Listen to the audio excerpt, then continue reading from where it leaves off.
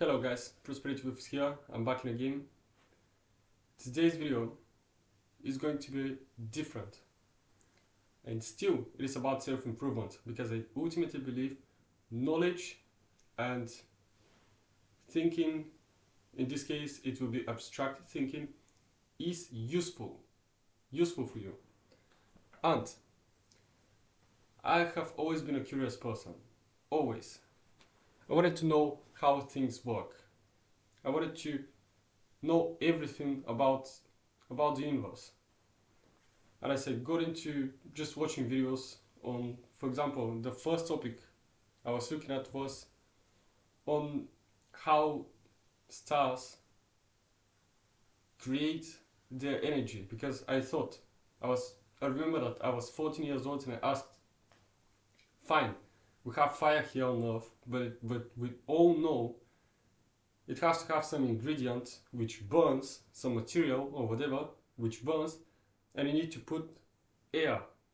You need air for this fire, for a chemical fire. I didn't know how it even worked. I didn't know it was stored chemical energy, stored potential chemical energy which came from the sun, which was stored in that material, and then you burn it, mix it with air, and you have a chemical fire. But then I read an article from Wikipedia, just some article, and I found out that actually our sun uses nuclear fusion. Still I didn't understand, but I understood that it doesn't need air. This is how it worked, and I felt in that moment empowered. Empowered because I knew something which in this time I believed many people didn't know. And I imagined someone asking me, hey, do you know how the sun produces energy? And I say, yeah, nuclear fusion. It doesn't need air. Anyway, so as I kept searching and getting into gravity, into the fundamental forces, ultimately to the standard model, everything I could find,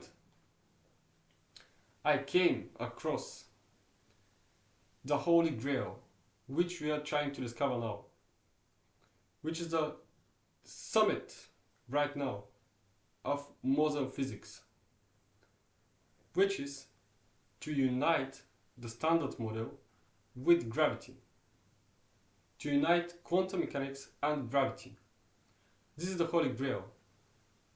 And I'll explain why that's important, and then what we can do after we unite them. Now, there are four fundamental forces in the universe. The first, I would just say, gravity. We have gravity. And the three others are the strong nuclear force, the weak nuclear force, and electromagnetism. But gravity is a little bit different from the rest. It is different because of the fact it doesn't have force carrier. Fine? It doesn't have force carrier. The other three fundamental forces, all of them have force carrier for them to happen. For example, electromagnetism, the force carrier are the photons. Some virtual photons exchanging. This is what creates electromagnetism. Then for the weak force we have the W and the Z boson. We have force carrier, and then for the strong force we have the gluon, which is responsible for the strong force inside the nuclei of the atom, in particular the quarks, for them to do their quantum chromodynamic. But we need the gluon. All of them have force carrier, but gravity doesn't. Gravity seems to do its own thing. It's curvature of space-time in itself. Well explained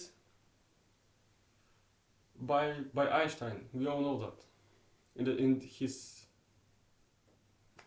theory of relativity. And now you would ask, but why do you have to unite them? Who cares about that? What are we gonna discover about it? I'll tell you how. Because it's it, when you want to know about science,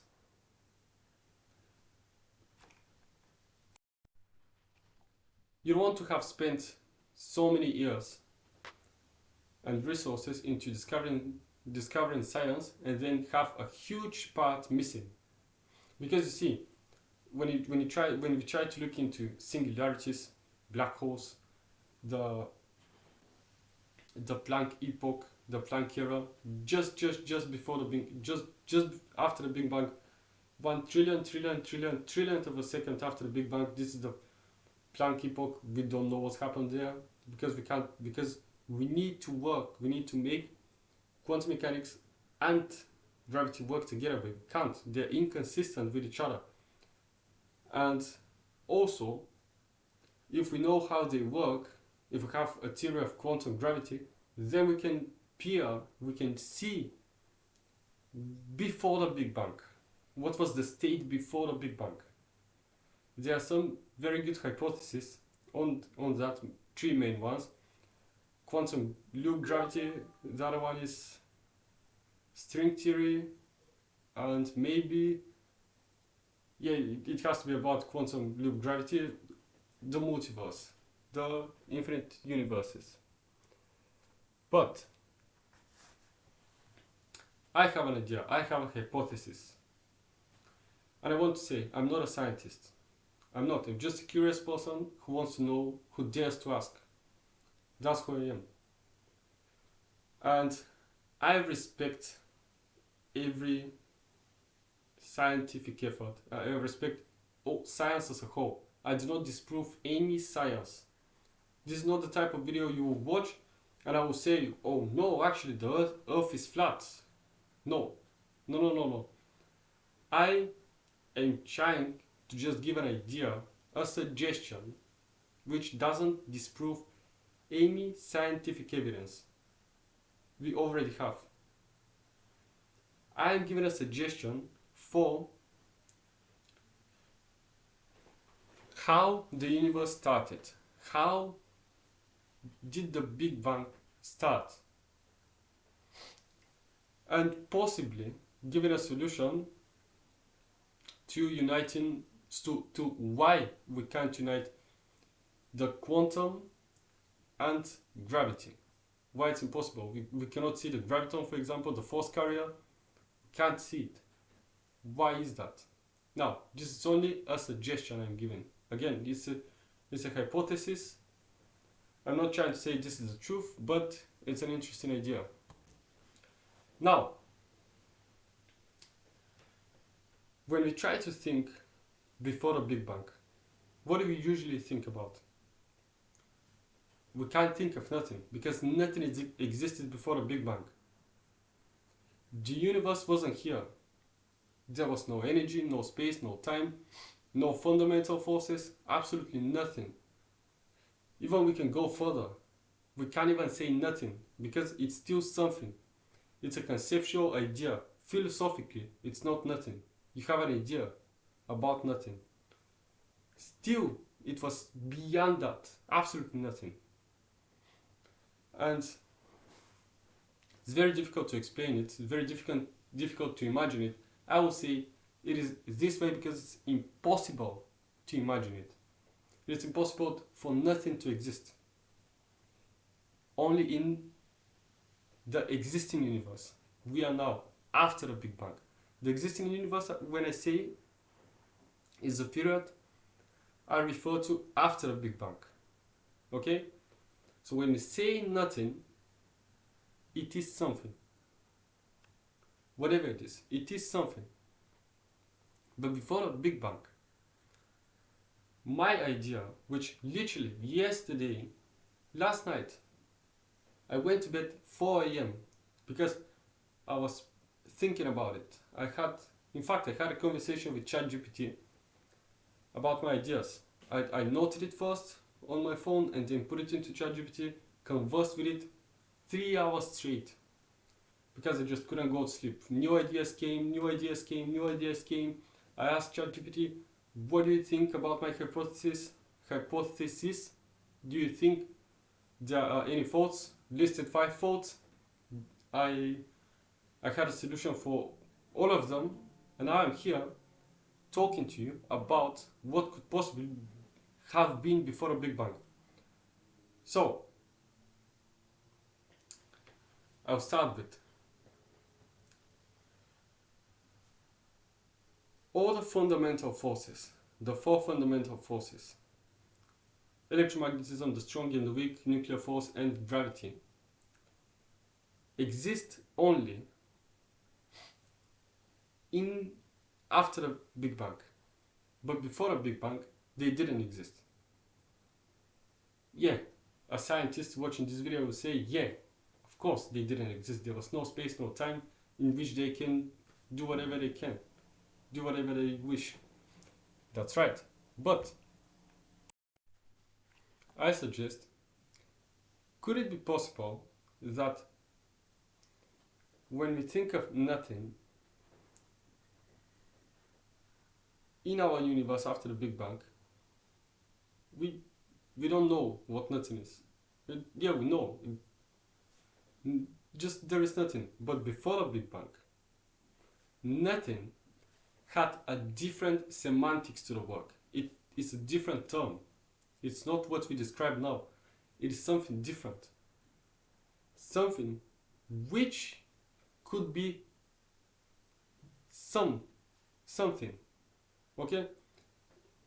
Nothing could be something before a Big Bang. What I invented, I just came, no, I didn't invent, but I came with an idea of a particle. Okay, and I will use poetic terms. I will not use the scientific terms to explain it.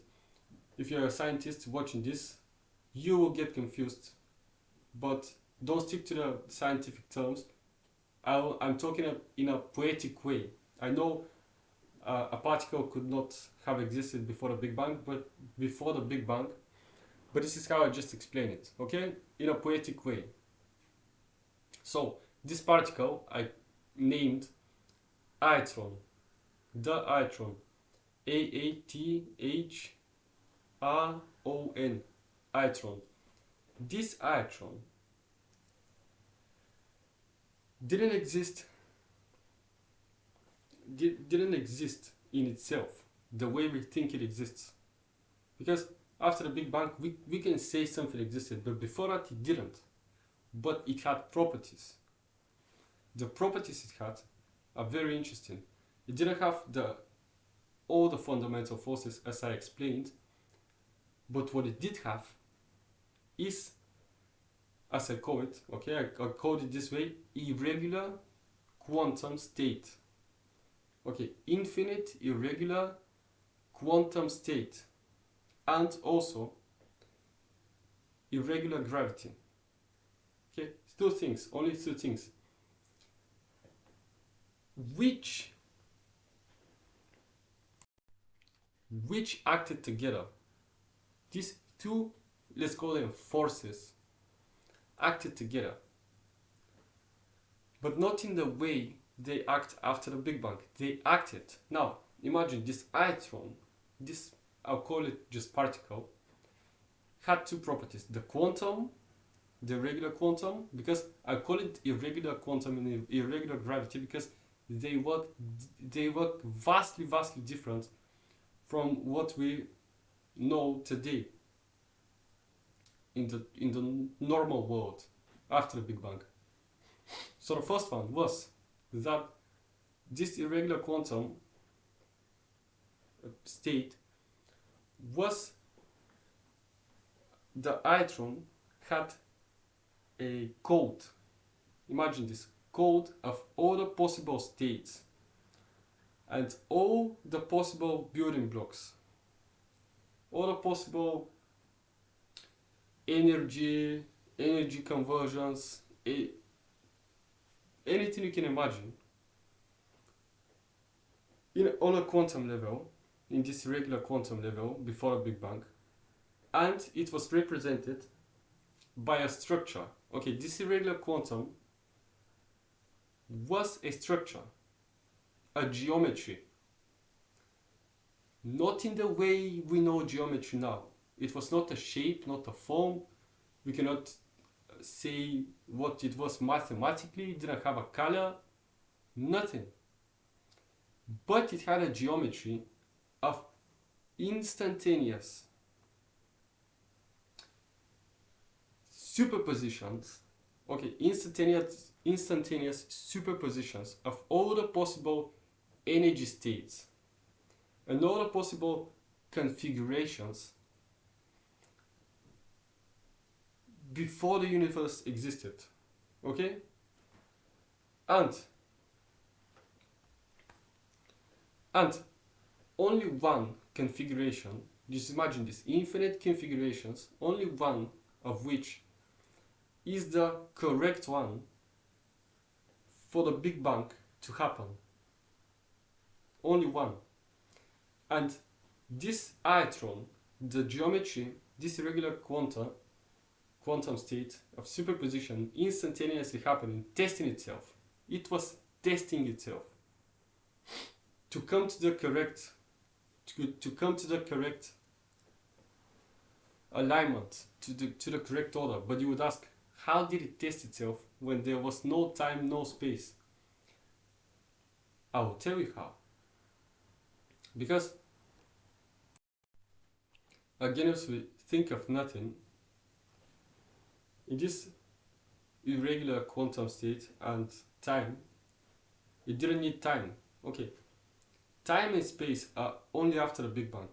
But before the Big Bang, there was, imagine, the equals to time and space after the Big Bang. Time and space. But time, okay, so time and space is gravity. So we had gravity and the quantum. But the equals to gravity and quantum mechanics, as we know them, were the Aethron's geometry and gravitation, which the geometry is the regular quantum state, which is infinitely testing itself all of the time, but at the same time it's not a linear process. It's not a linear process because there was no time. It somehow already had encrypted on itself all the possible configurations. Fine? All the possible configurations. And it knew what the correct one is. I use simple words, but I don't know how else to explain it. This Aethron knew what the correct configuration, the correct state of this geometry for the Big Bang to be fired up. Fine? It knew it, but it wasn't a linear process. It already had happened before it happened. Because it existed in a state before even time and space existed and all the laws we know today. So it didn't need any time and space. Because you say it's incorrect, it needs to be linear process. No, it doesn't. It needs, if it exists, but in today's world. But it created today's world. And now I'll go back to it. The equals to gravity and the quantum mechanics were the Aethron's structure and gravity. The structure, the quantum, the regular quantum, and then the irregular gravity, which I believe could be the link to uniting the two. Or, I have a quote here, I have to read it. Now, the reason we can't unite quantum mechanics and gravity is because the reason we can't unite quantum mechanics and gravity is because we are trying to do it in a universe that came after they separated. But before the Big Bang, they weren't separate. They were the Aethron. This particle, I'm just explaining. So yes, it didn't have to progress all everything didn't have to progress in that Aethron. It already had everything happened. And it had happened in instantaneously fast. No, but not a process. It just was a code. Just imagine it encrypted on code, on superposition of this irregular, when you unite, because okay, when you don't have space and time and nothing, and you have before a Big Bang, you don't have the weak and the strong nuclear force because you need particles for that, they act on particles. But the quantum mechanics and gravity, when you put them in singularity or before the Big Bang, which could be the same, I don't know, then they are not what you expect them to be after the Big Bang. They act differently before the Big Bang. This is the difference. And they become the Aethron. This, call it quantum seed or whatever. Yeah, it had. Now, how did it have energy? Okay, how did it have energy for the Big Bang? Because we'd ask, okay, it needed some energy, clearly. That's right, it needed some energy. This energy came from all the superpositions, infinite superpositions, testing themselves. And only one of which is correct, which is, now listen to this, which is all the fundamental forces. So they are the building blocks of gravity, quantum mechanics, the weak and strong nuclear force, everything we know today. They are this Aethron is the ingredient from this one correct composition. Why do I say one correct composition? Because if there are many universes, infinite multiverse, every multiverse will have exactly the same laws of physics, because it can only exist in this stable state. All the other ones are not to be taken away, but they cannot be sustainable in a real universe. They can only be sustainable in the Aethron, and they give energy. They are the stored up potential energy in the Aethron. In my suggestion, I don't know. In my suggestion, these all possible configurations are a stored up energy as they interact with each other. And you may think, okay, if this is true, and Aethron knew the right configuration, why did it have to test? Because there was no time and space. But okay, this Aethron knew about every possible configuration, had stored potential energy from its instantaneous infinite interactions between any different infinite layer of configurations, only one of which turned out to be correct. But if this is true, and there is one correct, and the other ones are giving energy to it, then the Big Bang has to happen at some point. Why did it happen? It has to happen instantaneously because you already have the correct combination. No, because there was no time and space. And how did the process begin? I'll tell you how it did begin. The quantum in my Aethron was the geometry of it.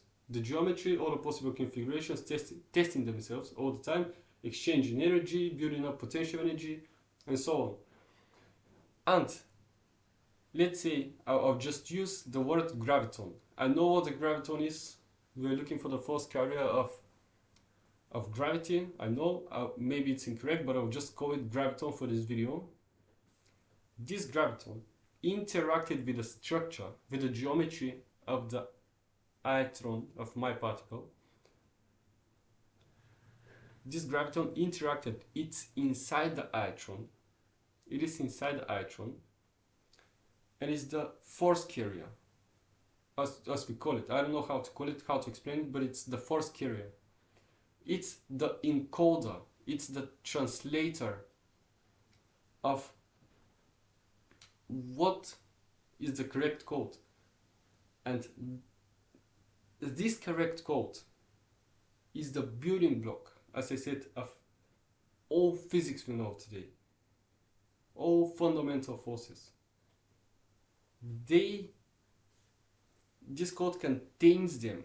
And why does it have to explode? Because it cannot do nothing more. Imagine you're building a house. You put a brick,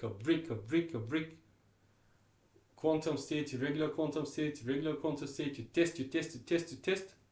You put all the bricks, you put all the everything. You build the house, but in the same time the house is not built yet. But you have everything perfectly aligned. It looks like a house. This is the geometry. I gave an example to try to explain the geometry. But yeah, the graviton in the Aethron encrypted the code, and it made possible for the beginning of time to start. And what happened is that as the Aethron was the building block, it had the energy, it was the exact building block of the fundamental forces, it became the fundamental forces. In a way, it was the fundamental forces in a different state. Okay, it was in a different state, the fundamental forces, and it just became, it happened.